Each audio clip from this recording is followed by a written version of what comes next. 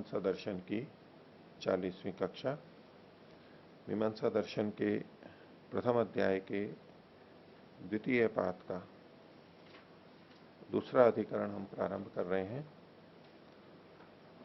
सूत्र संख्या 19, पृष्ठ संख्या 166। तो दूसरे अध्याय के पहले अधिकरण में हमने पूर्व पक्षी के आक्षेप और सिद्धांत के उत्तर इनको देखा था और उसका विषय था अर्थवादाधिकरणम। अर्थवाद यानी प्रशंसा वाक्य जो होते हैं वो सार्थक हैं, निरर्थक हैं, क्या प्रयोजन है, और निरर्थक प्रार्थनाएं, स्तुतियां, ये जो सारा का सारा पूर्व पक्षी के द्वारा आक्षेप के रूप में आया था उसका समाधान वहां पर किया गया। अब उसी से जुड़ी हुई एक बात और आगे प्रारंभ की जा रही है। तो अधिकरण का नाम दिया ना, विधिवत निगदाधिकरणम। विधिवत निगदाधिकरणम। तो विधि के समान, एक तो यह अर्थ होता है, एक विधि वाले निगद का अधिकरण यहां किया जा रहा है। निगद मतलब तो कथन, वचन। और वो वचन कौन सा है, तो पिछली चर्चा के आधार पर वहां हम लेते हैं स्तुति का कथन, अर्थवाद का कथन। अर्थवाद के कथन वाले जो वाक्य होते हैं उनमें जो विधि के समान कथन किया गया होता है, विधि भी हमको दिखाई दे रही है, वचन कुछ ऐसे लग रहे हैं कि वहां विधि हो सकती है, अर्थवाद है या विधि है। तो अर्थवाद और स्तुति से जुड़ा हुआ ही एक प्रसंग है, लेकिन साथ में वहां विधि भी दिखाई दे रही है। वहां कैसे होगा, क्या होना चाहिए, उसमें पूर्व पक्षी के कुछ आक्षेप हैं और फिर उसका उत्तर दिया गया। तो विधिवत निगदाधिकरणम, विधिवत निगद क्या होते हैं, तो इसके लिए नीचे देखिए इन्होंने टिप्पणी के अंदर दूसरी टिप्पणी में लिखा है, विधिवत ये निगद्यन्ते ते विधिवत निगदा उच्यन्ते। जो विधि के समान कहे जाते हैं ऐसे निगद, निगद यानी तो वचन, लेकिन वचन कैसे, स्तुति वचन। ऐसे स्तुति वचन जो विधि के समान कहे जा रहे हैं, वहां विधि दिखाई दे रही है, हमारे को विधि जैसा प्रतीत हो रहा है। एक स्तुति वचन, एक स्वतंत्र यानी वो भी विधि से ही जुड़ता है वैसे, लेकिन यहां कुछ वचन जहां हमने पीछे स्तुति के देखे, लेकिन वो ऐसे स्तुति वचन है जैसे कि वहां विधि की जा रही है, ऐसी हमारे को प्रतीति होती है। वो यहां पर प्रसंग लिया गया। तो भाष्य देखिए, यह ये विधिवन निगदा अर्थवादा ते उदाहरणम।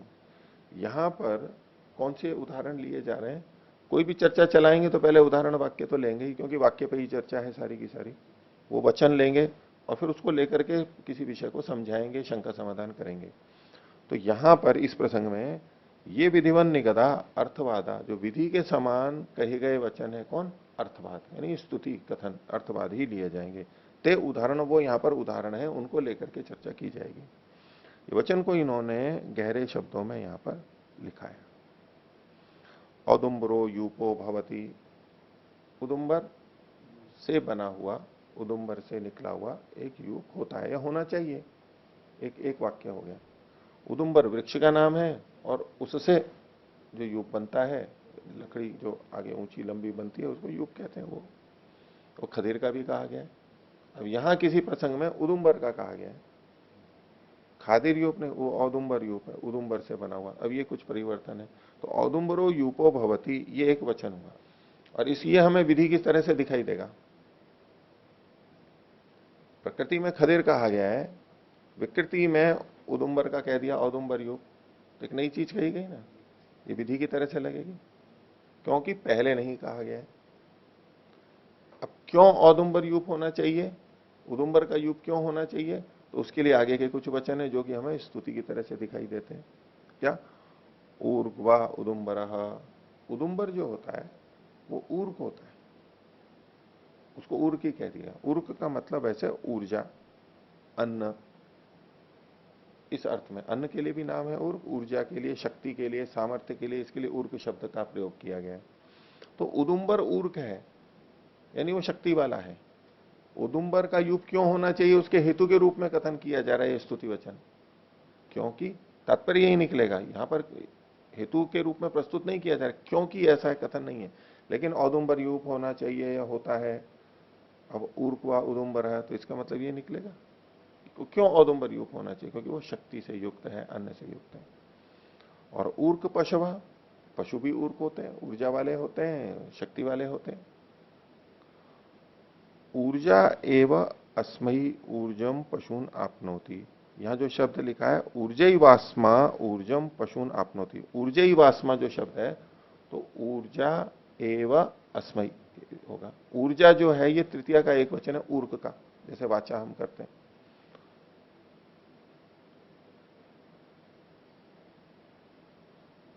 तो ऊर्जा एव अस्मयी ऊर्जम पशून आपनोति, ऊर्जम है ये द्वितीय का एक वचन है और पशून है ये द्वितीय का बहुवचन है।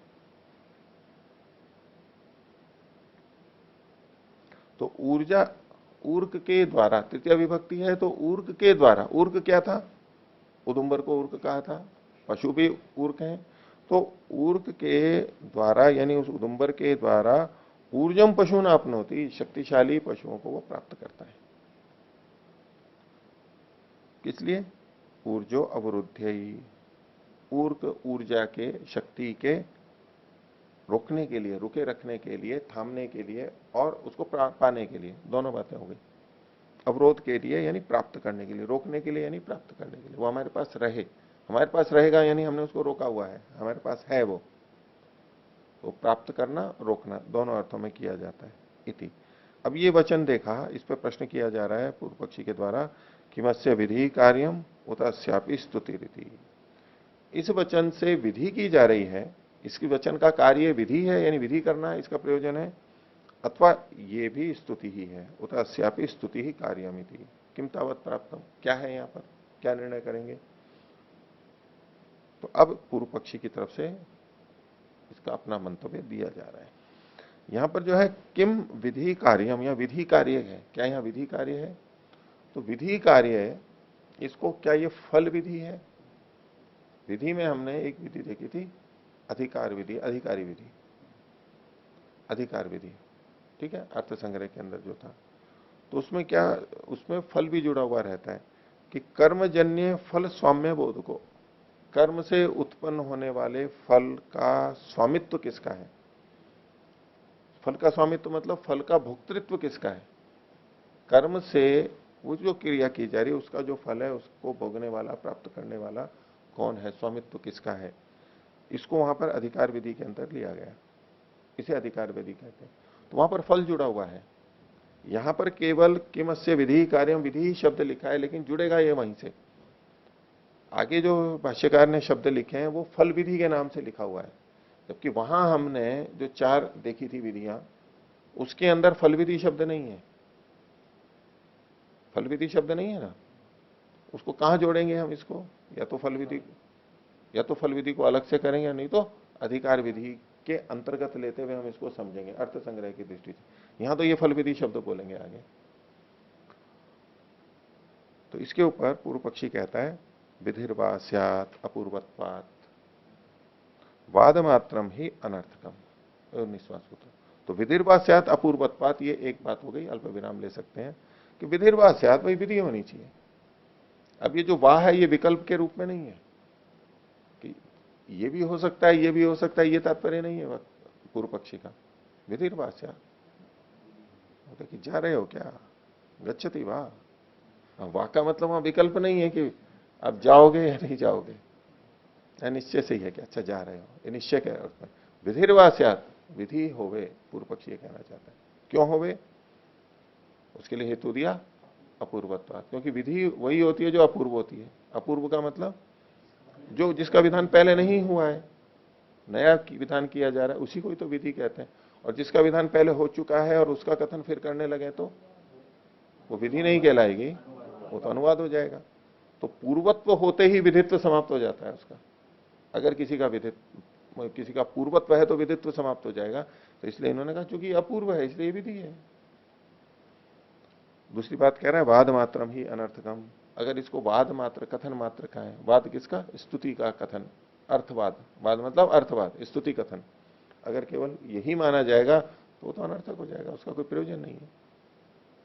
यद्यपि पीछे अर्थवादाधिकरण में अर्थवाद की सार्थकता को सिद्धांत सिद्ध करके आया है, वो सारी पक्ष विपक्ष चर्चाएं हो चुकी हैं, लेकिन फिर भी पूर्व पक्षी है, वो कह सकता है। ये दूसरे ढंग से एक बात को कहेगा यहां पर कि निष्प्रयोजन कैसे है, उसका कोई तात्पर्य नहीं, भाष्य में आगे आएगा। तो वाद मात्रम ही अनर्थकम, यदि हाँ विधि नहीं मानते हो, केवल स्तुति मानते हो, तो ये तो कथन व्यर्थ है, इसकी कोई आवश्यकता नहीं है। उसी शैली में पिछले वाले के में ये आगे खंडन कर रहा है। भाष्य देखिए, विधिवन निगदेशु एवं जातीयकेशु फल विधि स्यात्, विधिर्वा स्यात् को खोल दिया इन्होंने, विधिवत निगदों में एवं जातीयकेशु, इस प्रकार के ये जो ऊपर वचन दिया गया, ये या इस तरह के और भी जितने वचन है सब पे लागू होगा ये, उनमें विधिवत निगत मानना चाहिए। ये जो विधिवत निगत है, इस प्रकार के जो विधिवत निगत हैं, उसमें फल विधि स्यात्, फल की विधि समझनी चाहिए। क्यों? बोले फलम ही अवगम्य थे, यहां पर फल का पता लग रहा है कि इस कर्म से या औदुंबर यूप से ये फल होता है, तो फल का पता लग रहा है, इसलिए ये फल विधि होनी चाहिए।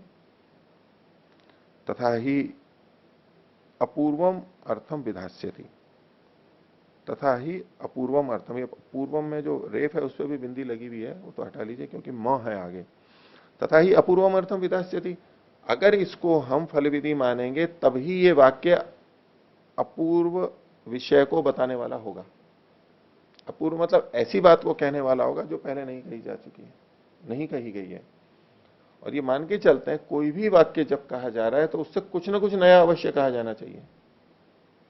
जो बात पहले कही जा चुकी है, यदि जू की तू फिर कही जा रही है, तो इसको तो पुनरुक्ति दोष कहेंगे, इसको अनुवाद नहीं कहेंगे ना। जैसे कि न्याय दर्शन में भी आता है, ये पुनरुक्ति दोष माना जाएगा। जो चीज आप कह चुके हो उसको दोबारा क्यों कह रहे हो? हाँ, किसी को समझ में नहीं आया फिर कोई कथन कर रहा है तो बात अलग है बोलने में, लेकिन लिखने में एक वाक्य लिखा, अब दूसरे को जिसको समझना है वो पहले से ही समझ लेगा, दोबारा तिबारा भी पढ़ सकता है वो। तो दोबारा फिर से कथन करना ये निरर्थक होता है। तो इस हर वाक्य से, जो वाक्य शास्त्र में लिखा गया उससे कुछ ना कुछ नया अवश्य कहा जाना चाहिए। एक सिद्धांत है बड़ा, कुछ ना कुछ नई बात अवश्य आनी चाहिए, कुछ ना कुछ नई बात अवश्य आनी चाहिए, यदि वैसा का वैसा कहा जा रहा है तो। वेद के वचनों में भी जो बहुत से मंत्र बार बार आते हैं या टेक के रूप में आवृत्ति होती है, तन्मे मना शिव संकल्पमस्तु कस्मई देवाय हविषा विदेम, ये जो टेक आती है उनका अपना प्रयोजन होता है, वैसा का वैसा कहा जाते हुए भी उसका प्रयोजन होता है। जाओ जाओ, गच्छ गच्छ, अब यहां गच्छ गच्छ 2 बार बोला है, तो वैसे तो जाना ही अर्थ है दोनों का, लेकिन 2 बार बोलने से 4 बार में से गच्छ गच्छ गच्छ, जा जा जा, जाओ जाओ, जाओ जाओ जाओ। अब इनमें यद्यपि जाने वाला अर्थ होते हुए भी अर्थ का भेद है, विशेषता है। कुछ ना कुछ नई बात अवश्य वहां पर मिलेगी, वो जोर देना चाहता है, वो तिरस्कार के रूप में बोलना चाहता है, बहुत जल्दी करना चाहता है, कुछ ना कुछ वहां पर नया अवश्य होगा। तो अगर कोई नया वाक्य आता है तो कुछ नई बात वहां अवश्य कही जानी चाहिए। यदि नई बात नहीं कही जा रही है, हमें नई बात नहीं मिल रही है, तो इसका मतलब है वो वाक्य व्यर्थ होगा, निरर्थक होने लगेगा। और वाक्य निरर्थक होना नहीं चाहिए। शास्त्र में कहा है बुद्धिपूर्वक रचना है, किसी ने लिखा है तो वो विद्वानों के द्वारा लिखा है, ऋषियों के द्वारा या ईश्वर के द्वारा प्रदत्त वेद है, तो व्यर्थ नहीं हो सकता। अगर व्यर्थ लग रहा है तो हमें खोजना होगा कि यहाँ क्या सार्थकता है, व्यर्थ तो नहीं हो सकता है। इस दृष्टि से यहाँ कहा तथा ही अपूर्वम अर्थम विधास्यति, अपूर्व अर्थ को तो तभी विधान करेगा जब हम इसको स्तुति नहीं मानेंगे, इसको जब हम फल विधि मानेंगे तभी अपूर्व होगा। इसलिए यह हेतु इसके रूप में प्रस्तुत कर रहा है पूर्व पक्षी, इसको फल विधि माननी चाहिए हमारे को। इतर्था स्तुतिवाद मात्रम अनर्थकम स्यात्, अगर स्तुतिवाद मात्र कहेंगे तो ये तो अनर्थक हो जाएगा, कोई सार्थकता नहीं रहेगी। अच्छा, ये जो स्तुतिवाद मात्र है, स्तुति का कथन है, ये अनर्थक क्यों होगा, अनर्थक क्यों होगा, उसके लिए अब ये बात को रख रहा है, नई बात को रख रहा है। क्या? स्तुतश्च अस्तुतश्च तावान एव सो अर्थ, ये जो वाक्य कहा गया उसका जो अर्थ है, यहां अर्थ का मतलब है प्रयोजन। वो चाहे उसकी स्तुति की जाए चाहे नहीं की जाए, प्रयोजन तो वही सिद्ध होने वाला है। अर्थ का मतलब है प्रयोजन। वो प्रयोजन क्या है? देखो इस ऊपर जो वाक्य हमने देखा था उसमें ऊर्जो अवरुद्धयी, बल के रोकने के लिए, प्राप्त करने के लिए, ये प्रयोजन है इसका। इस पूरे का औदुंबर युग का प्रयोजन क्या है? ताकि मैं ऊर्जा प्राप्त हो, पशु प्राप्त हो इत्यादि, प्राप्ति के लिए, रोकने के लिए है ये। तो पूर्व पक्षी ये कहना चाह रहा है कि इसकी स्तुति करो या मत करो, औदुंबर युग का जो प्रयोजन सिद्ध होने वाला है, ऊर्क रुकना है, उसमें तो कोई अंतर नहीं आ रहा है। अर्थ में चाहे स्तुति की जाए चाहे न की जाए, अर्थ में तो कोई प्रयोजन नहीं आ रहा है ना, वैसे का वैसे ही है। स्तुतश्च अस्तुतश्च तावानेव सो अर्थ अपीच, और ऊर्जो अवरुद्ध इति प्रयोजनम श्रूयते। इसमें प्रयोजन क्या है? ऊर्जो अवरुद्धि, निरर्थक नहीं है ये। अगर केवल स्तुति ही माने, केवल स्तुति ही माने तो भी निरर्थक है, और स्तुति को इस प्रयोजन के लिए माने तो भी, स्तुति करो चाहे मत करो, प्रयोजन तो जो का तो सिद्ध होना ही है। हम कपड़े धो रहे हो किसी साबुन से, अब उस साबुन की प्रशंसा भी कर रहे हैं, प्रशंसा करके उसी साबुन से उसी मेहनत से कपड़े धोएंगे और बिना प्रशंसा किए धोएंगे तो कोई अंतर आएगा क्या कपड़े के धुलने में? वो तो जैसा होना है वैसा होना है। तो स्तुति उस ढंग से भी निरर्थक हो रही है। और इस पूरे को स्तुति माने तो बोले इस केवल स्तुति से क्या होगा इस वाक्य में?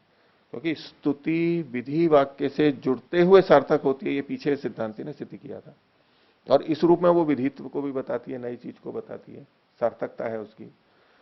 लेकिन यदि विधि ही नहीं है तो वो स्तुति व्यर्थ हो रही है, इस दृष्टि से भी कहा। तो कहा ऊर्जो अवरुद्ध है इति प्रयोजनम श्रूयते, या प्रयोजन तो देखो वाक्य में लिखा हुआ है। न च, दूसरी बात कहना चाह रहा है पूर्व पक्षी कि हम यहां स्तुति क्यों नहीं माननी चाहिए, स्तुति क्यों नहीं माननी चाहिए, उस पक्ष में एक बात और कह रहे हैं, न च प्रशस्तो अयम अर्थ इति क्वचित शब्दो अस्ति। ये जो वाक्य पीछे पढ़ा गया विचारणीय वाक्य उदाहरण, उसमें ये कहीं नहीं लिखा गया कि ये जो अर्थ यानी प्रयोजन है ये प्रशस्त है, अच्छा है। भाई प्रशंसा की जाएगी तो अच्छा तो कथन करेंगे, ये बढ़िया है, अच्छा है, ऐसा कोई शब्द तो आना चाहिए। अब वो जो वाक्य पढ़ा इसमें प्रशस्त या प्रशस्त का समानार्थक कोई शब्द है क्या? शोभन है, बढ़िया है, अच्छा, ऐसा कोई शब्द तो पढ़ा नहीं गया स्तुति के लिए। तो कहा न च प्रशस्तो अर्थ, प्रशस्तो अयम अर्थ इति क्वचित शब्दो अस्ति, इस वाक्य में कोई शब्द नहीं है। अभी क्वचित आदि जो सारे हैं ये प्रसंग के अनुसार इसी वाक्य के लगेंगे, ऐसे जो वाक्य हैं हर जगह के लिए नहीं लगेंगे। और एक अपना तर्क रख रहा है पूर्व पक्षी कि यहां पर हम स्तुति लें या तो यहां विधि लें, इसके पक्ष में रख रहा है कि लक्षणाया तो स्तुतिर्गम्य थे। स्तुति का पता कैसे लगा? लक्षणा से। लक्षणा से क्यों? क्योंकि अभिधा तो है नहीं, स्तुतिवाचक प्रशस्त को, प्राशस्त्य को बताने वाला कोई शब्द तो सीधा है नहीं, लेकिन जो बातें कही गई हैं तो उससे हम स्तुति लेते हैं तो वो तो लक्षणा में चला गया।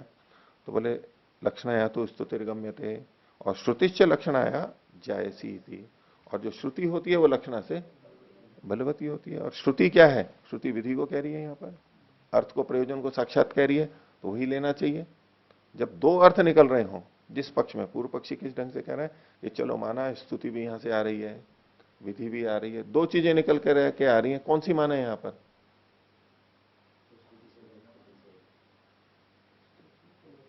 दो दो हैं, स्तुति भी और विधि भी, या प्रयोजन आ रहा है, दो में से किसको मानेंगे? तो बलाबल की दृष्टि से देखेंगे कि श्रुति से तो विधि आ रही है या प्रयोजन आ रहा है, और स्तुति किससे आ रही है? लक्षणा से आ रही है, साक्षात वचन नहीं है। तो श्रुति से वही मानना पड़ेगा जो श्रुति है, और लक्षणा से आ रहा है वो तो परोक्ष अर्थ आ रहा है, परंपरा से आ रहा है, वो उसमें गौरव है। और श्रुति से आ रहा है उसमें लाघव है, तो जिससे लाघव आ रहा है वही अर्थ लिया जाना चाहिए, निर्णायक तत्व है, इसको सिद्धांति मानता ही है, उसी को उसने प्रस्तुत कर दिया। और कहा श्रुतिश्च लक्षणाया जयसी थी, श्रुति लक्षणा से बलवती होती है, इसलिए यहां पर स्तुति नहीं होगा, स्तुति नहीं होगी, स्तुति अर्थवाद नहीं माना जाएगा, पूर्व पक्षी का कथन है। आगे देखिए 20वां सूत्र, लोकवद इति चेत, अगर कहें कि लोक के समान यहां पर स्तुति मान ली जाएगी, ऐसा कोई कहे, अब ये कौन कहेगा? ये पूर्व पक्षी थोड़ा ना कहेगा। ये बात जो है पूर्व पक्षी के मुख से भले ही निकल रही है, लेकिन ये बात आएगी ये पूर्व पक्षी के विरोधी से, यानी सिद्धांति से। तो इन्होंने जो आ करके लिखा हुआ है, इसके लिए नीचे टिप्पणी क्या लिखी है? आ का मतलब है आशंका। ये पहली बार आ लिखा है, इसलिए इन्होंने नीचे टिप्पणी दी है, आगे जहां भी आ आएगा इसका मतलब है आशंका। आशंका किस पे है? पूर्व पक्षी के कथन पे आशंका की जा रही है, प्रश्नकर्ता के द्वारा या सिद्धांति के द्वारा। लेकिन अब इस सूत्र को हम पूर्व पक्षी का माने या आशंका करने वाले का माने? तो कहे तो पूर्व पक्षी ही रहा है कि यदि कोई ये कहे तो, लेकिन ये कहे, ये कहने वाला कौन है? दूसरा है, वो सिद्धांति है। इस दृष्टि से दोनों पक्षों में देख सकते हैं। तो लोकवद इति चेत पश्यसि, यदि तुम ऐसा देखते हो, पूर्व पक्षी कह रहा है सिद्धांति को या प्रश्नकर्ता को, स्तुतिर अनर्थिका न च शब्देन अवगम्यते इति, ये जो स्तुति है, नहीं नहीं, ये जो इति चेत पश्यसि है, इसको कहने वाला है सिद्धांति। पूर्व पक्षी को कह रहा है कि अगर तुम ऐसा देख रहे हो, क्योंकि जो आगे का कथन आ रहा है पूर्व पक्षी का है, स्तुतिर अनर्थिका, स्तुति तो अनर्थक है, न च शब्देन अवगम्यते, और स्तुति किसी शब्द से यानी साक्षात श्रुति से जानी भी नहीं जा रही है। ये जो कथन आया है, ये पूर्व पक्षी के कथन को उद्धृत किया जा रहा है, किसके द्वारा? सिद्धांति के द्वारा। तो इति चेत पश्यसि, पश्यसि का कर्ता कौन है? पूर्व पक्षी। ये जो बात है ये उसने कहा। इसके ऊपर कह रहा है लौकिकानि वाक्यानि भवन्तो विदाम कुर्वन्तु, आप लौकिक वाक्यों को स्वीकार कर लो। विदाम कुर्वन्तु मतलब जानो, उसको ले लो ना, उसको स्वीकार कर लो, लौकिक वाक्यों से पता लग जाएगा। देखो ये कुछ लौकिक वाक्य लो, देखो ऐसे भी होता है वहां लौकिक वाक्य में। कैसे? तथ्यथा। अब यहां जो लौकिक का उदाहरण दिया जा रहा है, किसको समझाने के लिए? शास्त्र को समझाने के लिए।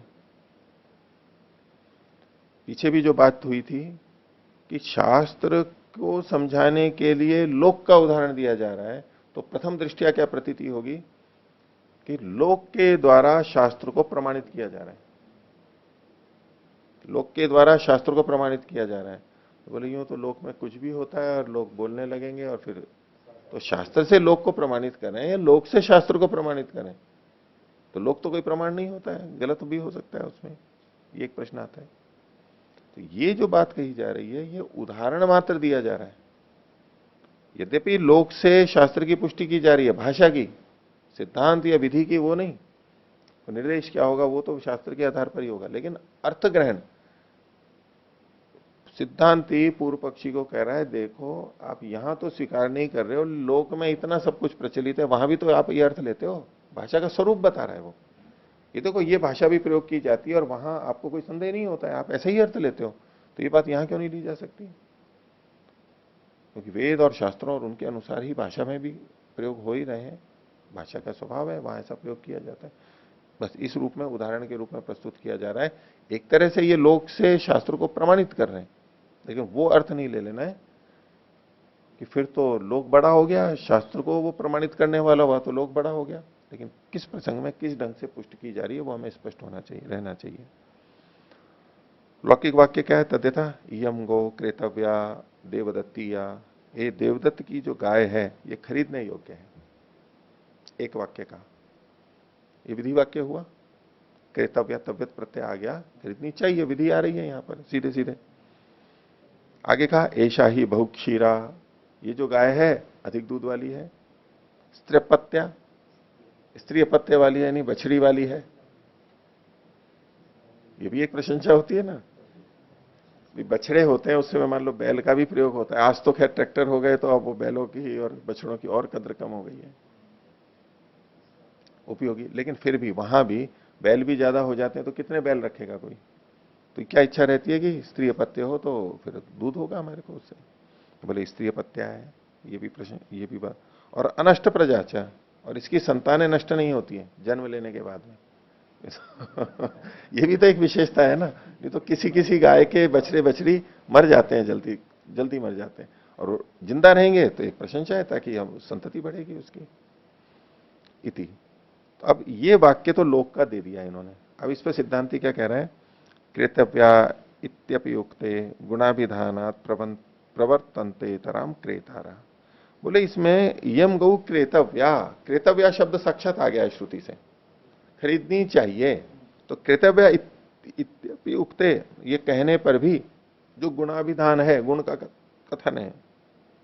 क्या कथन है गुण का कथन? बहुक्षीरा स्त्रीपत्या अनष्ट प्रजा, ये जो गुण का कथन है उससे जो क्रेता खरीदने वाले हैं प्रवर्तनते तराम, अधिक प्रवृत्त होते हैं। क्रेतव्य से प्रवृत्ति हो रही है, क्रेतव्य खरीदना चाहिए इसे प्रवृत्ति हो रही है, लेकिन गुण कथन से, प्रशंसा कथन से उस खरीदने में प्रवृत्ति ज्यादा हो रही है। जैसे किसी दुकान पे कोई वस्तु हो, पुस्तक हो, और उसको कोई खूब खूब प्रशंसा करने लगे तो लोग ज्यादा ले लेते हैं ना, भीड़ ज्यादा प्रवृत्त हो जाते हैं, ज्यादा पंक्ति लग जाती है और वो भीड़ भाड़ हो जाती है और लड़ते हैं कि मेरे को चाहिए, मेरे को चाहिए।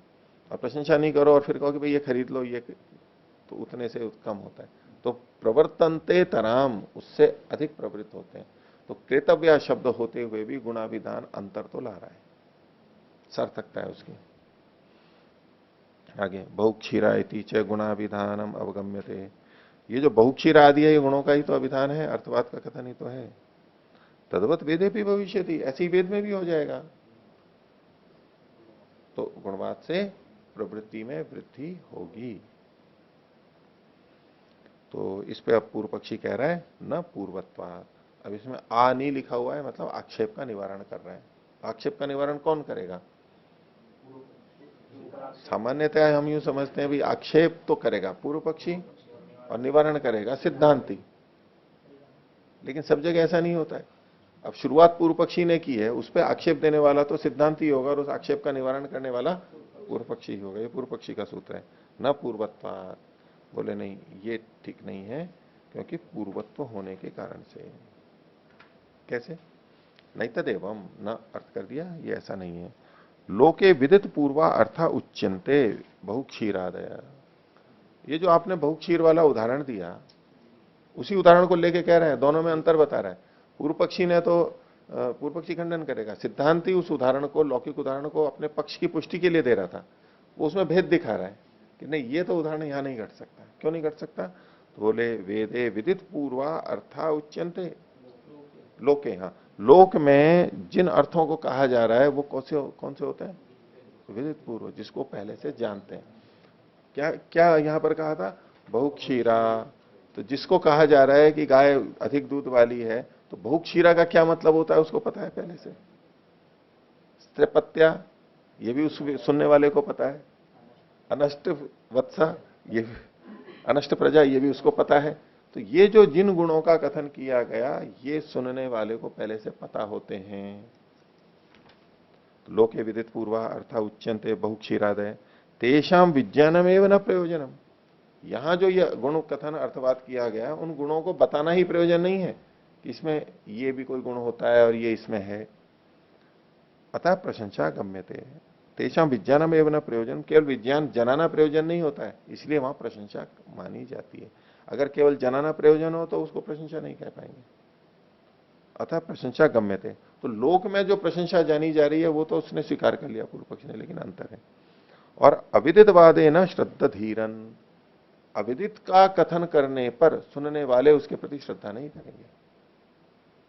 पूर्व पक्षी कह रहा है कि जिन गुणों का आप कथन कर रहे हो उसको सुनने वाला यदि जानता है तब तो उसके मन में श्रद्धा होगी, यानी वो उसको लेने के लिए अधिक प्रवृत्त होगा। श्रद्धा होगी तो लेने के लिए अधिक प्रवृत्त होगा, नहीं तो नहीं होगा।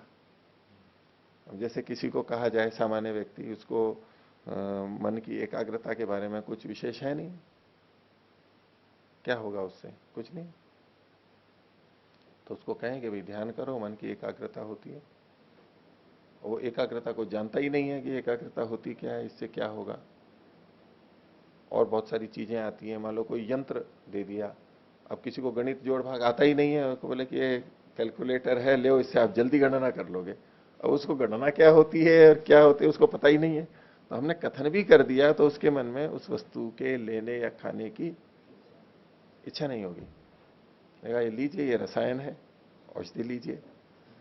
अब उसको पता ही नहीं है रसायन होता क्या है, तो बोले ठीक है, बोल रहे हैं ऐसे ऐसा हो जाएगा, इससे ये ऐसा हो जाएगा। कंप्यूटर वाले बताते रहते हैं ना, ऐसा करोगे, ये चीज डलवाओगे तो ये हो जाएगा, वो हो जाएगा, उसको कंप्यूटर का पता ही नहीं है। तो हम किसी स्तुति से तब प्रवृत्त होते हैं या उसके प्रति श्रद्धा रखते हैं जो हमें पता होती है। न पूर्व पक्षी ने बात तो सही कही है। तो बोले शास्त्र में जो कथन किए गए थे वो तो अविदित थे, और लोक का जो आपने उदाहरण दिया ये तो विदित वाले हैं, तो यहां तो श्रद्धा हो जाएगी, यहां तो स्तुति है, लेकिन शास्त्र वाले कथन में स्तुति नहीं मानी जानी चाहिए। ये स्तुति अगर है तो ये तो निरर्थक है, पूर्व पक्षी मान ले जा रहा है बात को। तो अविदितवाद है ना श्रद्धा धीरन, अविदितवाद में तो श्रद्धा नहीं होगी। कैसे नहीं होगी? तो पूर्व वचनादि व, पूर्व वचन जैसे पूर्व वचन है उसके समान ही। पूर्व वचन का मतलब होता है कि जैसे ये था इयम गौ क्रेतव्या, ये जो गौ खरीदनी चाहिए, केवल इतने से श्रद्धा नहीं हो रही थी ना उनकी, ये गौ खरीदनी चाहिए, वो फिर इसलिए गुण बताए, तो जैसे उसके प्रति श्रद्धा नहीं हो रही थी और आगे जो गुण कथन किए वो भी वैसे ही हुए अविदित पूर्व, तो उनसे भी प्रवृत्ति नहीं होगी उसकी। विदितत्वादेव च प्ररोचयन्ते, ये जो जानने के कारण ही वो हमें रुचि पैदा करते हैं, इससे ये होगा, इससे ये होगा। वैदिकेशु पुनर्यदि विधि शब्दे न प्ररोचयन्ते, तो ये एक तो बात यहां तक पूरी हो गई।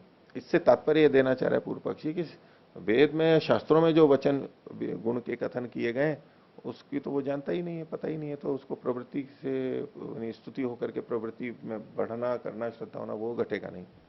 और दूसरी बात कह रहा है वो वैदिकेशु पुनर्यदि विधि शब्दे न प्ररोचयन्ते, वैदिक शब्द वाक्यों में जो विधि शब्द है उससे यदि प्ररोचना नहीं हो पा रही है, प्रेरित नहीं हो पा रहा है, ये सिद्धांति की बात को मान करके कह रहा है कि विधि शब्द प्रेरित करते हैं ऐसा करो,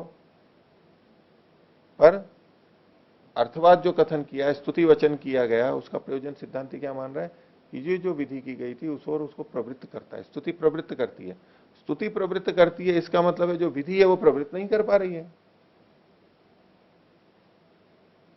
ऐसा ही तो अर्थ लेंगे कि भाई इस विधि वाक्य के बाद में आपने स्तुति वचन कहा, वो कह रहे हैं कि प्रवृत्ति करने के लिए, रुचि पैदा करने के लिए, तो इसका मतलब है विधि वाक्य रुचि पैदा नहीं कर पा रहा था, इसीलिए तो स्तुति वचन कहा।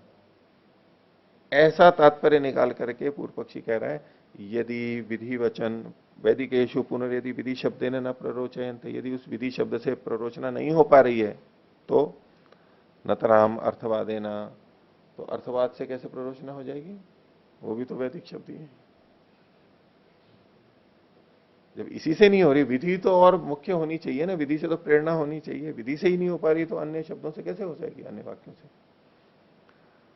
जाता शंको ही विधि शब्दे से तदानीम, अच्छा क्यों स्तुति वचनों से प्रेरणा नहीं हो पाएगी, तो बोले ये जो व्यक्ति है सुनने वाला वो जात आशंका वाला हो जाता है, उसमें आशंका पैदा हो जाती है। किसमें? विधि शब्दे स तदानीम, विधि शब्दे स तदानीम जाता शंका, स मतलब है श्रोता, उस वचन को सुनने वाला विधि शब्द के प्रति शंका वाला हो जाता है, पता नहीं होगा या नहीं होगा। अथा विधि शब्दे न प्ररोचित, और अगर आप ये मानते हो, पूर्व पक्षी सिद्धांति को कह रहा है कि विधि शब्द से ही प्ररोचना हो जाती है, तो किमर्थवाद शब्द है ना, तो फिर अर्थवाद शब्द से ये जो स्तुति वचन है उसका क्या प्रयोजन है। और यदि विधि शब्द में ही आपको आशंका है उसको, फिर तो बाद वाले वचनों में भी आशंका होगी, वो भी वेद का ही शब्द है। और बात कह रहा है, आक्षेप कर रहा है पूर्व पक्षी, अपीच वेदे व्यक्तम असंवाद, वेद में असंवाद व्यक्त है, व्यक्त मतलब प्रकट है, असंवाद का मतलब तालमेल ना होना, असंगतता, असादृश्य होना। इस संवाद का वैसे हमारा अर्थ क्या होता है, सम्यकवाद, हम आपस में बातचीत करते हैं, संवाद है। और कई बार कहते हैं भाई इनमें गड़बड़ आ गया, कुछ गलत समझ लिया, क्यों ये चीजें एक दूसरे को गलत समझ रहे हैं, मिसअंडरस्टैंडिंग हो रही है, हो रहा है, तो बोले इनमें असंवाद है, तालमेल नहीं, लोक का अर्थ में जो कह रहा हूं, इनमें आपस में बातचीत नहीं होती है, बातचीत नहीं, बातचीत की दूरी हो गई, संवाद नहीं आपस में कर रहे हैं, संवाद नहीं कर रहे हैं, इसलिए कोई कुछ समझ रहा है उसकी बातों को, कोई कोई समझ रहा है, और वो बढ़ती चली जा रही है। और उसका उपाय क्या बताया जाता है, हम संवाद कर लें तो बहुत सारी बातें तो वहीं सुलझ जाएंगी, समाधान हो जाएगा। जो वैसे ही गलत समझ ली थी वही तो तात्पर्य ही नहीं था उसका, संवाद होने से तालमेल का जो गड़बड़ थी वो ठीक हो जाती है, सामंजस्य बन जाता है। यहां जो संवाद शब्द है वो तालमेल के अर्थ में है, आगे कई जगह ये शब्द प्रयोग होगा, उससे पता लगता है। और इसलिए अर्थ ले लेते हैं क्योंकि संवाद से तालमेल बनता है, और असंवाद से अतालमेल होता है, असंगतता हो जाती है। तो इस वाक्य ने जो कहा, वेद के इस वाक्य ने जो कहा, ये कुछ और बोल रहा है, ये कुछ और बोल रहा है, और उनमें संगतता नहीं है, तो इसको संवाद नहीं बोलते, ये असंवाद हो जाएगा। क्योंकि कोई भी वचन शास्त्र ने कहा वो भी एक वाद है, दूसरी जगह कहा वो भी वाद है, तीसरी जगह को कहा वो भी वाद है। तो शास्त्र में इतने सारे वचन आ गए, इतने मंत्र आ गए, ये सब वाद हैं। अब ये संवाद है या नहीं, सम्यकवाद है या नहीं है? सम्यकवाद कब माना जाएगा? एक दूसरे का खंडन नहीं करते हो, विरोध में नहीं जाते हो, उनमें तालमेल हो। तो इसलिए यहां असंवाद का मतलब असंगतता या तालमेल ना होना, असादृश्य का है।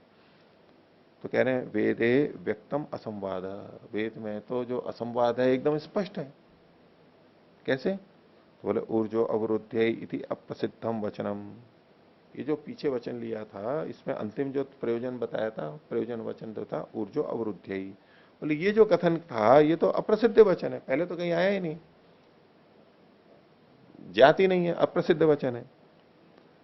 आगे ऊर्ग्वा उदुम्बरा इति हेतुत्वम च अप्रसिद्धम, और ऊर्ग्वा उदुम्बरा ये जो वचन आया, ये इसमें हेतु प्रस्तुत किया जा रहा है, ये भी अप्रसिद्ध है। क्या हेतु है? यस्मात ऊर्ग उदुम्बरा, क्योंकि उदुम्बर ऊर्ग होता है, ऊर्जा होता है। पीछे देखिए वचन जो था प्रारंभ का, औदुम्बरो यूपो भवती। अब इसके बाद में जो कहा ऊर्ग्वा उदुम्बरा, क्योंकि यह है, क्योंकि शब्द नहीं है, कोई हेतु शब्द नहीं है, कोई हेतु के लिए कोई विभक्ति नहीं दी गई है तृतीया या पंचमी, लेकिन फिर भी ये हेतु है। यहां पर हम तात्पर्य से समझ लेते हैं। इसलिए इन्होंने कहा कि ये जो ऊर्ग्वा उदुम्बरा हेतु था, कहा कि ऊर्ग्वा उदुम्बरा इति हेतुत्वम च अप्रसिद्धम, ये हेतु ही है वास्तव में। क्यों औदुम्बर यूप होना चाहिए, उसका हेतु यहां प्रस्तुत किया जा रहा है। बोले ये भी हेतु नहीं है। क्यों? ये जो हेतु प्रस्तुत करो ये अप्रसिद्ध है। क्या? यस्मात ऊर्ग उदुम्बर है, ये वाक्यार्थ बोध यहां पर लिखा है। ऊर्ग व उदुम्बर है का वाक्यार्थ बोध क्या होगा? यस्मात ऊर्ग उदुम्बर है, क्योंकि उदुम्बर ऊर्ग है। तस्मात तन्मयो यूपा कर्तव्य, इसलिए औदुम्बर यूप करना चाहिए। यस्मात तस्मात हेतुत्व तो स्पष्ट हो रहा है। आगे ऊर्ग उदुम्बरा इति अनृत वचनात् अन्यदस्य अनृतम अपि परिकल्प्येत। ऊर्ग उदुम्बरम, ये ऊर्ग उदुम्बर है, उदुम्बर ऊर्ग है, ऊर्जा वाला है, ये असत्य वचन है। इस कारण से जो अन्य वाक्य हैं वो भी अनृत है, ये वो परिकल्पित कर लेगा, इसलिए श्रद्धा ही नहीं होगी। ये निरर्थक है आपका वचन। श्रद्धा किसमें होगी? जो पहले से ज्ञात होगा। उदुम्बर ऊर्ग है ये पता नहीं है, असत्य है, इसलिए बाकी सारी चीजें भी उसके लिए असत्य हो जाएंगी, इसलिए कथन ठीक नहीं है। तो पूर्व पक्षी का आक्षेप हुआ।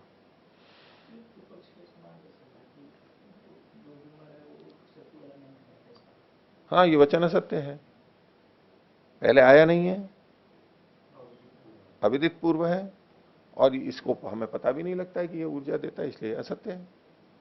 पूर्व पक्षी तो अपने ढंग से यही कहेगा ना। अब इसका उत्तर सिद्धांति दे रहा है, 22वां सूत्र है वो, मतलब उत्तर पक्षी सिद्धांति। उक्तम तो वाक्य शेषत्वात्, बोले इसका उत्तर तो हम पहले दे चुके हैं। स्तुति कैसे सार्थक है? वाक्य शेष होने से। किसका वाक्य शेष? विधि वाक्य का शेष होने से, उससे जुड़ी हुई है, और उसको जुड़ करके वो विधि को ही पुष्ट करती है, इसलिए सार्थक है। तो उत्तम तो विधि वाक्य शेषत्व, उत्तम अस्माभिर वाक्य शेषत्व, हमारे द्वारा इसका वाक्य शेषत्व अर्थवाद का पहले कहा जा चुका है। उस सूत्र को इन्होंने उद्धृत कर दिया, विधिनातु एक वाक्यत्वाद, क्योंकि ये स्तुति वाक्य विधि से एक वाक्य को प्राप्त, एक वाक्यता को प्राप्त होते हैं, वाक्य की वाक्यता होती है। अब इस पर पूर्व पक्षी कह रहा है ननु उक्तम, बोले हमने कहा था फलवचनम यह गम्यते न स्तुति रीति, या तो फलवचन ही पता लग रहा है, स्तुति पता नहीं लग रही है। और उसमें श्रुति और लक्षणा से जो होता है उसमें गौरव आदि वो सारी जो हेतु दिए थे वो जुड़े हुए हैं। इस पर सिद्धांति कह रहे हैं यदि है फलवचनम, बोले आप फलवचन मान रहे हो, ये जो फलवचन है ये किसका फलवचन है? ये जो फल का कथन किया गया था वो किसका वचन है? यदि है फलवचनम तद औदुम्बर से यूपस्य, औदुम्बर यूप का फलवचन है। ऊर्जो अवरुद्ध्यई, ये जो कथन कहा ये औदुम्बर यूप का फल कथन है। आगे न च अविहिता औदुम्बरो यूपो अस्ति, न च अभिहिता औदुम्बरो यूपो अस्ति, इस वाक्य को थोड़ा सा समझना होगा। या तो इसमें कुछ और जोड़ेंगे हम तब अर्थ निकलेगा। अब इसको सीधे सीधे अर्थ देखेंगे तो क्या होगा, एक तो न का निषेध है और अभिहित में भी अ है। न च अभिहिता औदुम्बरो यूपो अस्ति, औदुम्बर यूप अभिहित नहीं है, अभिहित नहीं है अर्थात विहित है। औदुम्बर यूप विहित है, ये एक अर्थ आएगा इसका। तो अगर औदुम्बर यूप विहित है तत्र फलवचनम एवं अनर्थकम आगे लिखा है, फिर तो ये जो फल का कथन है वही अनर्थक हो जाएगा। औदुम्बर यूप विहित है तो फल कथन व्यर्थ हो जाएगा कैसे? औदुम्बर यूप विहित है तो फल वचन भी सार्थक होगा। ये विहित है और उसका फल कहा जा रहा है। हाँ, यदि औदुम्बर यूप विहित नहीं होता तो फल वचन अनर्थक होगा। ये युक्ति संगति है। अब सीधे सीधे देखेंगे तो अर्थ नहीं घटेगा। तो इसके लिए यहां क्या करते हैं कि अभिहित है इसको हेतु के रूप में लेते हैं। औदुम्बरो यूपो न अस्ति, औदुम्बर यूप है ही नहीं, औदुम्बर यूप है ही नहीं। औदुम्बर यूप का पहले कहीं विधान किया ही नहीं गया। क्यों नहीं है? अविहितत्वाद, अविहित होने से। अगर इसको हम फलवचन मानेंगे, फल कथन किसका मानेंगे? औदुम्बर यूप का। देखो पूर्व पक्षी इसको फल कथन का मानना चाह रहा था, फल विधि मानना था ना, उसका खंडन करना है सिद्धांति को। तो अच्छा, इसको फल विधि मानेंगे तो फल विधि है किसकी? औदुम्बर यूप की। और औदुम्बर यूप विहित नहीं है। इस वाक्य से तो औदुम्बर यूप की विधि नहीं निकालेंगे, तो किसी और वाक्य से होनी चाहिए, वो है नहीं। तो जब औदुम्बर यूप का ही विधान नहीं है तो जो फल कथन है वो व्यर्थ होना ही है। तो इसमें संगति कैसे लगाएंगे? अविहित को अविहितत्वात् हेतु के रूप में प्रस्तुत करेंगे। अविहित होने से, या अविहित को बाद में लीजिए, औदुम्बरो यूपो अस्ति, न च औदुम्बरो यूपो अस्ति, औदुम्बर यूप नहीं है अविहित होने से, क्योंकि उसका विधान ही नहीं किया गया इसलिए वो नहीं है। इसको हम दूसरे ढंग से कर सकते हैं, न को इति न लगा करके, अविहित औदुम्बरो यूपो अस्ति इति न, जिसका विधान नहीं, औदुम्बरो यूपो अस्ति अविहित होने से औदुम्बर यूप है, इति न ऐसा नहीं है। तो न अस्ति पे ले लीजिए या इति न करके ले लीजिए। क्यों? तत्र फलचनम एवं अनर्थकम, क्योंकि उस स्थिति में तो चूंकि वो है ही नहीं तो उसके फल कथन भी अनर्थ होगा। स्तुति वचन शब्दों नास्ति इति चेत, कोई कहे कि यहां तो स्तुति वचन नहीं है, जब फल विधि नहीं मानेंगे तो स्तुति मानेंगे। तो पूर्व पक्षी का जो कथन था कि स्तुति वचन तो यहां पर है ही नहीं, तो स्तुति वचन कैसे निकाल रहे हो आप? तो उसका सिद्धांति उत्तर दे रहा है, यह फल वचन न फलवत्ता प्रतीयते। यहाँ जो फल का कथन किया गया है इससे क्या पता लग रहा है? उसकी औदुम्बर यूप की फलवत्ता, फलपना, फल उसमें होता है ये पता लग रहा है। फल के कथन से, वाक्य में फल कर के कथन से उस कर्म की फलवत्ता का पता लग रहा है। स्तुति नहीं, फलवत्ता का पता लग रहा है। और फलवान च प्रशस्त ही थी, जो फलवान होता है वो प्रशस्त होता ही है, अच्छा होता ही है। तो फल का कथन किया गया इससे पता लग रहा है यहाँ स्तुति की जा रही है, प्राशस्त्य कथन हो रहा है।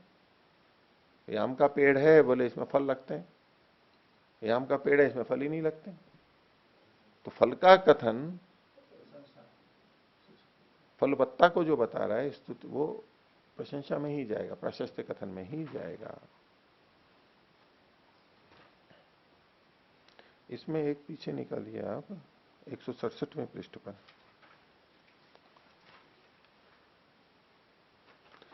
इसमें जो रेखा के नीचे विवरण है, दूसरा अनुच्छेद, इसकी दूसरी पंक्ति बीच में, यद्यपि स्तुति भी अनर्थक नहीं होती, यद्यपि स्तुति भी अनर्थक नहीं होती। पीछे जो हम पढ़ करके आ रहे हैं उसमें यही तो कहा गया था कि स्तुति अनर्थक नहीं होती है, यानी सार्थक होती है। उस दृष्टि से तो ये वाक्य ठीक है, लेकिन यहां जो हम देखना चाह रहे हैं,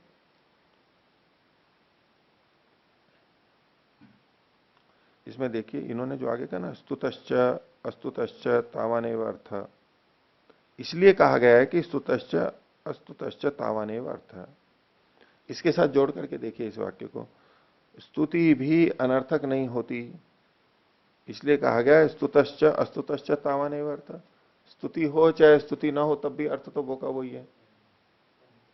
तो जब स्तुति करने या ना करने पर भी अर्थ वैसा ही है तो स्तुति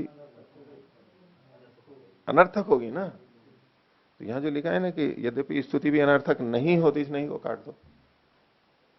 सिद्धांततः तो ये कथन ठीक है कि स्तुति अनर्थक नहीं होती, लेकिन यहां इस प्रसंग में जो ये वाक्य लिखा गया है वहां क्या आना चाहिए, यद्यपि स्तुति अनर्थक होती है इसलिए कहा है। पूर्व पक्षी की दृष्टि से पूर्व पक्षी कह रहा है स्तुति अनर्थक है, क्यों, स्तुत करो चाहे स्तुत करो, अर्थ में तो कोई प्रयोजन नहीं आ रहा, नहीं को हटा लीजिए।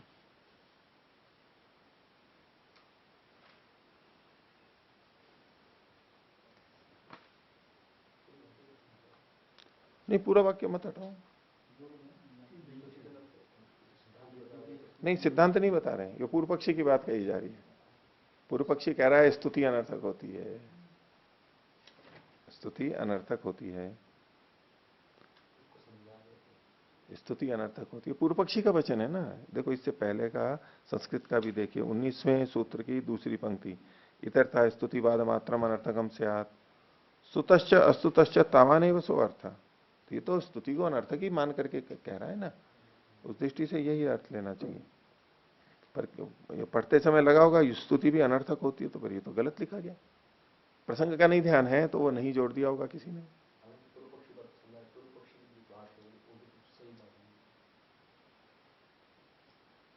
जो इसमें पूर्व पक्षी की बात जो समझा रहे वो भी तो स्तुतश्च अस्तुतश्च तावानेव अर्थ, ये भी तो सिद्धांत सही बात होगी। कह रहा है वो कि प्रयोजन में तो कोई बात नहीं आ रही, प्रयोजन तो वैसे है, वो बात ठीक है, लेकिन स्तुति का प्रयोजन ये थोड़ा होता है कि उससे प्रयोजन में अर्थ में वृद्धि हो जाती है।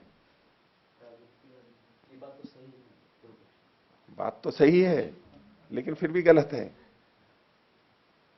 स्तुति का प्रयोजन कर्म में प्रवृत्त करना होता है, प्रवर्तेतराम, वो अधिक प्रवृत्त होते हैं, वहां अर्थ जाना चाहिए। इसका ये नहीं कि वहां फल में अंतर आएगा। प्रशंसा करने से कर्ता उस ओर बढ़ता है, करने में प्रवृत्त होता है, फल तो वही आना है। लेकिन स्तुति से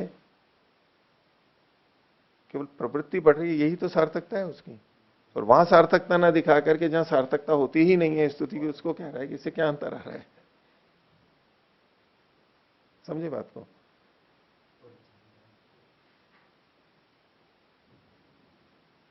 ये जो पूर्व पक्षी का वाक्य है, इनका कहना है कि स्तुतश्च अस्तुतश्च तावानेव सो अर्थः, चीज तो वैसी की वैसी ही रहेगी, स्तुति से तो कोई अंतर नहीं आना है, फल के अंदर कोई नहीं आना है।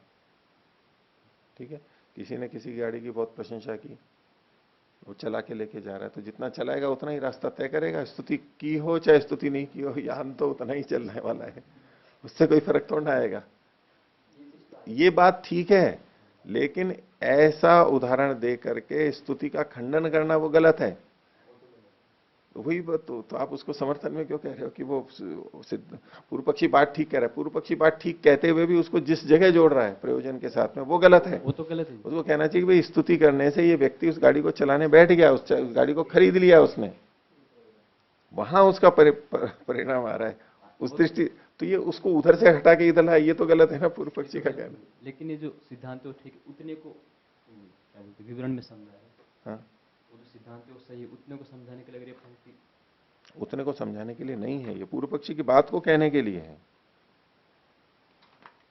तो इसलिए मेरी दृष्टि से तो वहां नहीं शब्द नहीं आना चाहिए, रखना चाहिए। देखिए आगे और विचार लेंगे, अगर कुछ उसमें संदेह लगे तो फिर बताना, विचार करेंगे।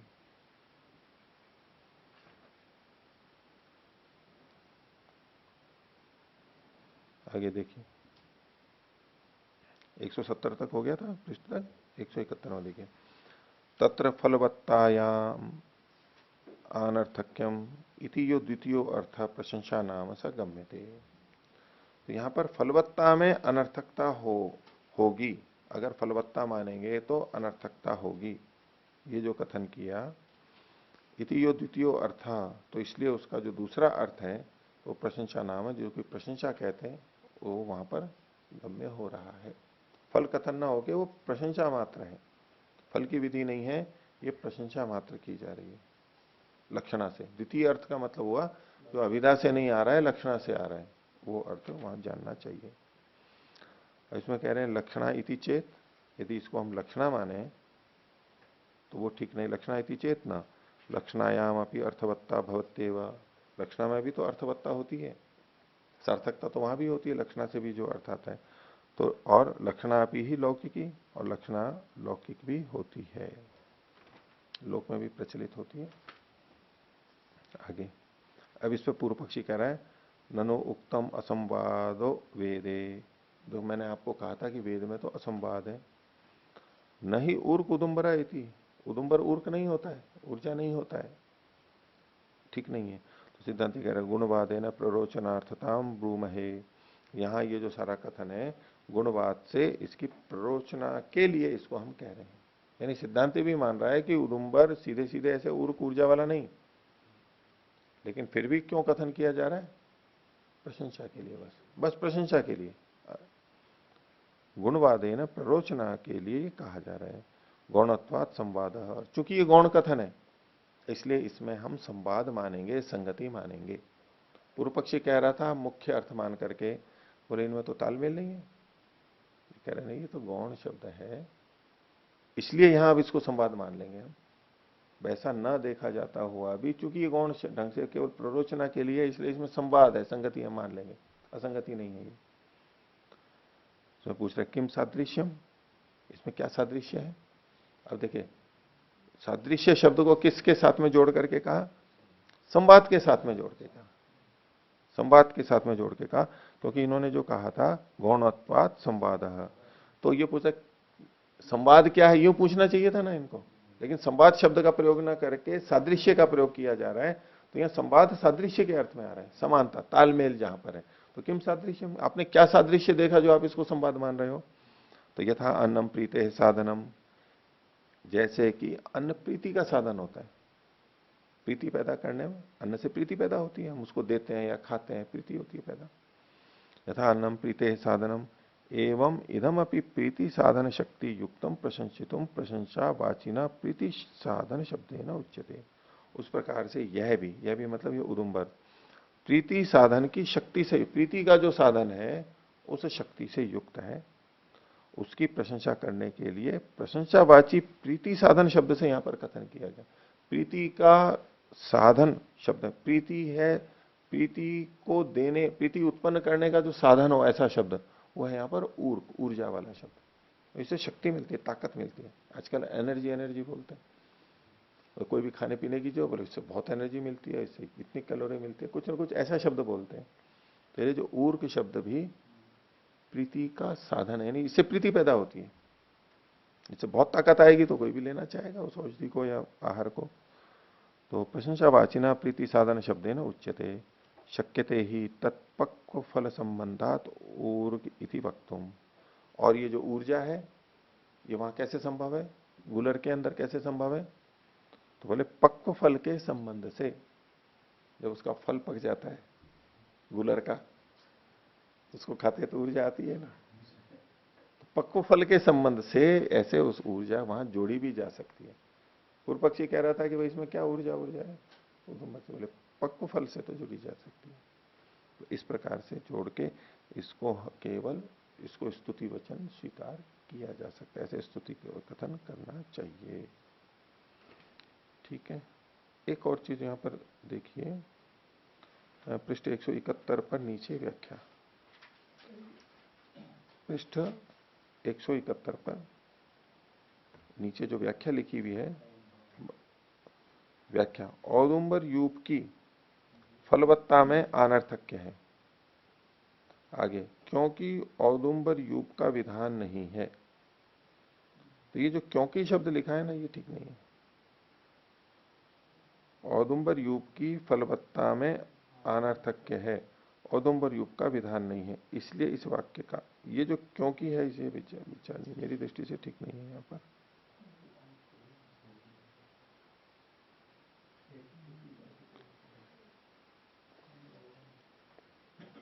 औदुंबर युग की फलवत्ता में अनर्थक है। फलवत्ता में अनर्थक कब होगा? हाँ ठीक है, उस दृष्टि से तो ठीक है। हमें वो जो पीछे देख रहे थे ना, न च अभिहिता औदुंबरो यूपो अस्ति, हाँ ठीक है, उस दृष्टि से ठीक है। हाँ ये बात है, लेकिन इसमें आगे एक आने वाला है 175 पर, चलो इसको और विचार करेंगे।